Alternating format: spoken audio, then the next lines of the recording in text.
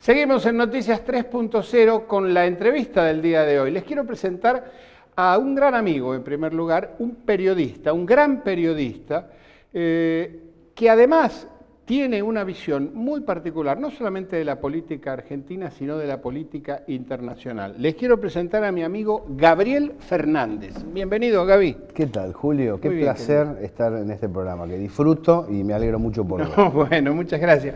Vos has sido muy generoso conmigo cuando has tenido y tenés programas y soy una visita permanente en los tuyos. Felizmente, sí. A ver, vamos a empezar por ¿qué pasó ayer? Bueno, el país de algún modo se pone de acuerdo para sacarse de encima un lastre, ¿no? Creo que entre la presentación del libro de Cristina, las elecciones en Córdoba, el encuentro del Partido Justicialista y la determinación sindical de rechazar de plano el plan económico, como ya lo ha hecho el movimiento obrero en distintas circunstancias, marca un cuadro de situación político-social de malestar profundo, de hartazgo y de necesidad de una modificación estructural canalizada a través de elecciones que tengan un comando del Estado diferenciado, con premisas nacional populares y con la justicia social como bandera. ¿Y qué implicancia tiene para el conjunto del peronismo y los aliados del peronismo la irrupción, la entrada, la invitación, como lo quieras ver, de Cristina Fernández de Kirchner en la sede del PJ Nacional? El año pasado el movimiento obrero depuso hostilidades que se habían generado en el tramo previo y emitió un mensaje muy fuerte, ¿no? Sacó una foto, una imagen, mientras se construía el Frente Sindical para el Modelo Nacional, donde estaba Cristina, y rodeada de dirigentes sindicales, muchos de los cuales habían polemizado muy fuerte con ella por el tema del impuesto Acá a las están ganancias. las imágenes de la reunión de ayer, donde están todos los sectores, digamos, que han estado jugando en el peronismo, incluso gobernadores como la gobernadora Bertone de Tierra del Fuego, a la que se ha caracterizado con más rapidez que certeza como muy pro Macri. Aquel llamado del movimiento obrero despabiló a la dirigencia del movimiento nacional, a la dirigencia política. Y especialmente Cristina realizó una autocrítica en los hechos. No anduvo clavándose puñales en público y diciendo, mirá, nosotros, eso de las autocríticas libro, Claro. capítulo 1, 2, Sí, A, sí, B, sí, C, sí. no. ¿Qué hay que cambiar? Bueno, una modalidad de construcción. En lugar de convocar solo a los propios alineados, Claro. vamos a trabajar con el conjunto del movimiento. Y el conjunto del movimiento piensa como piensa, y no todos piensan igual. Ahora, sin embargo, cuando uno observa lo que dice cada uno de los que estuvo ayer en el encuentro y lo que dice el movimiento sindical en general, lo que se encuentra es con una coincidencia: mercado interno, trabajo, inversión productiva, Claro. soberanía. Con esos elementos básicos se puede trabajar, se puede avanzar. Algunos periodistas, algunos analistas hoy mismo, analizaban la reunión de ayer diciendo que era como para cortarle las alas a Schiaretti. Ah, lo vi, sí, lo vi.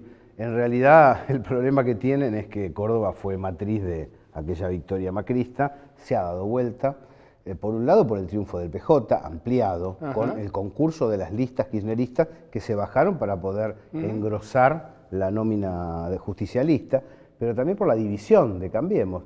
Y esa división es inevitable en todo el territorio nacional. Nosotros en La Señal informamos el año pasado, Nosiglia quiere romper porque no le han dado nada. Claro. Y le están quitando su clientela. Claro. Porque el tema electoral para el radicalismo es poder comunicarse bien en el interior y en el interior del interior con el comerciante, con el profesional, con el pequeño tallerista, con el que tiene un boliche grande. Esa gente se está fundiendo y le está pasando la cuenta al directo. Fíjate, por lo tanto, interpretar eso, interpretar que esta reunión es en contra de Schiaretti, es no comprender que en realidad esta reunión es para atraer también a Schiaretti. Schiaretti, ¿no es cierto? Porque fíjate vos, el PRO, Cambiemos, fue dividido, la Unión Cívica Radical se dividió. Ahora, la suma de los dos representantes de la Unión Cívica Radical fue muy magra. Claro, también. tampoco alcanzaba. No es que si lo sumás te da 49. No, tampoco. Porque lo que pasó es que Macri cayó en la apreciación pública debido a su política económica de un modo exponencial. Habrás observado, Julio, que ya no se habla de imagen negativa, porque la imagen de Cristina sigue ahí, el que la quiere, el que no, claro, y crece dentro de los indecisos, mientras que la de Macri cae aceleradamente.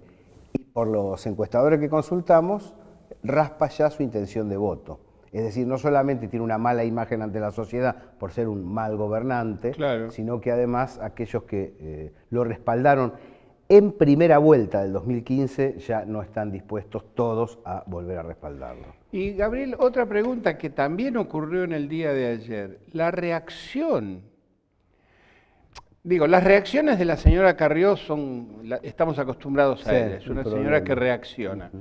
Pero la reacción acusando a que la conducción, los dirigentes de Cambiemos daban asco, porque no habían acompañado a Negri, pone a Cambiemos al borde de una situación casi irreversible. Y el malestar social también se entrelaza con la interna oficial, porque nadie quiere quedar pegado a la derrota. Claro. Y ahí el desprendimiento radical. Hay un tango de Rivero también que dice: nadie quiere el estandarte si es larga la procesión. Exactamente.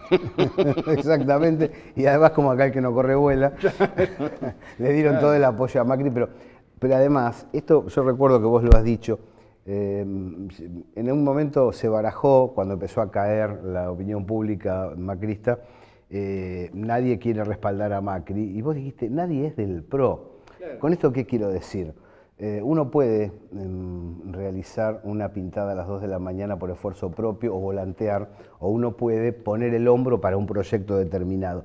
Nadie en el PRO está dispuesto a eso. Claro. Es toda una operatoria de negocios que no tiene ideología, no tiene concepto, y lo que quiere es desde el ARSAT hasta los puestos de choripán en las canchas quedárselo para poder acumular particularmente. Yo he tenido amigos que, por ejemplo, en la época de la Rúa, de Menem, habían decidido no votar a la UCR. Eran radicales, de familia radical, de la provincia de Buenos Aires. Y me decía, no, pero yo fui al cuarto oscuro, vi la boleta, vi el escudo del partido y voté.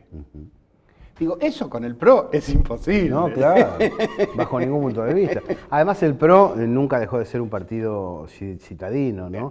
Extendido territorialmente solo gracias a los comités que la Unión Cívica Radical tiene en todo el país. Exactamente. Una estructura puesta al servicio de la dependencia. Una estructura surgida del pueblo puesta al servicio de la dependencia. Así en eso se ha convertido. Grave, grave. Y digo, entonces, ayer fue la visita de Cristina al PJ, fue el llamamiento, la convocatoria al paro el 29 de mayo, fue la protesta de Lilita Carrió a cómo lo dejaron, le soltaron la mano a Negri, la conducción nacional de Cambiemos. Y después la decisión de la Corte de pedir revisar el tema de las pruebas en el juicio que debería comenzar la semana que viene a Cristina Fernández de Kirchner. Sí, realmente hay un desnivel, ¿no?, en correlación de fuerzas políticas que hace que se modifique todo el mapa. Se modifique el mapa. Y el que tiene más causas es Macri, ¿no? ¿Qué se hará, me pregunto ya, con el Poder Judicial a partir de diciembre? ¿Cuáles serán las determinaciones de una gestión que necesariamente va a ser de otro signo? Claro, y que necesariamente va a tener que ser también revisada judicialmente. Porque aún, digamos, las decisiones que ha tomado el gobierno de Macri, como por ejemplo su relación con el Fondo Monetario Internacional y el crecimiento abismal de la deuda externa, ha generado consecuencias que en cierto sentido son peores que cualquier concepción de corrupción administrativa que uno se puede imaginar. Mira, creo que metiste el dedo en la llaga, lo vamos a abordar brevemente. Ya está bien, ¿no? Ya está bien. Cuando llega el gobierno kirchnerista, año 2003, 300.000 millones de dólares de Producto Bruto Interno.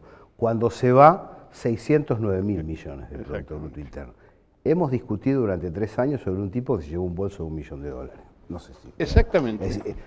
Esto no quiere decir qué bien que está.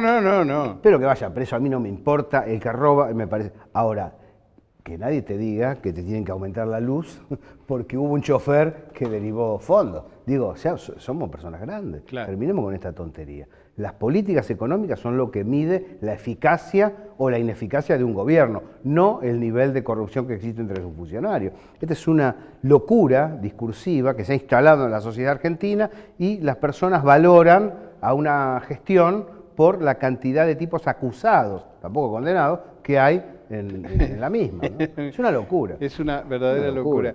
Escuchame una cosa, Gabriel, vos te has especializado en los últimos años, te has dedicado más que especializado, a acompañar desde el periodismo al movimiento obrero. ¿Qué juicio podés hacer de cómo se ha movido el movimiento obrero en estos 4 años, en donde los sectores asalariados han sufrido un castigo muy duro? Una de las cosas que me satisface del camino seguido es, además de las banderas, el poder hablar de estas cosas. Hace tiempo yo lo reflejé explicando, dentro del movimiento obrero no hay temor al kirchnerismo, hay temor al sectarismo. Nadie piensa que la propaganda de la corrupción es cierta. El tema es no nos dejen afuera a la hora de construir, de designar y de armar. En el movimiento obrero no hay tantas dificultades para la comprensión de la política internacional. Hay una visión más clara, más directa y más pragmática. Es decir, observan el horizonte y dicen qué gobernante hace una política nacional, industrial y cuál no. Y ahí más o menos empiezan a orientarse en base a eso. Y con respecto a las banderas del peronismo tampoco hay dudas, porque aun cuando tienen una política integradora de otros sectores, en realidad el grueso de sus afiliados y sus militantes son peronistas. En el último tramo en particular, el movimiento obrero dio un ejemplo de dignidad que además permite asombrarse ante las críticas que recibe. Claro. ¿No? Ha habido movilizaciones, piso, 350.000 personas en la calle, y techo, 800.000 o más en Luján. Esto ningún movimiento obrero del mundo lo ha concretado. Y lo ha hecho claramente desde el primer día de la gestión de Macri, aun cuando amplios sectores medios que se precian de ser más inteligentes y más honrados que los sindicalistas, no han podido mover un dedo. El movimiento obrero estuvo presente en las calles, realizando sus paros, sus luchas, y casi no hubo un día que no hubiera un sector, no hubo un día que no existiera un sector en la calle diciendo estamos en contra del plan económico, por esto o por aquello otro. Así que lo que hemos emprendido en Sindical Federal, www.sindicalfederal.com.ar, es brindar información del movimiento obrero desde adentro.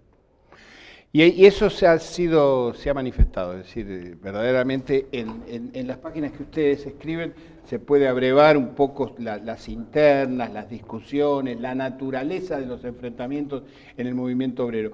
Gabriel, vamos a ir a un corte y después del corte yo le quiero presentar a la audiencia otra faceta tuya que es la de escritora. Acabas de publicar 2 libros y los vamos a presentar en el próximo blog. ¿Cómo no, Julio? No se vaya de Noticias 3.0.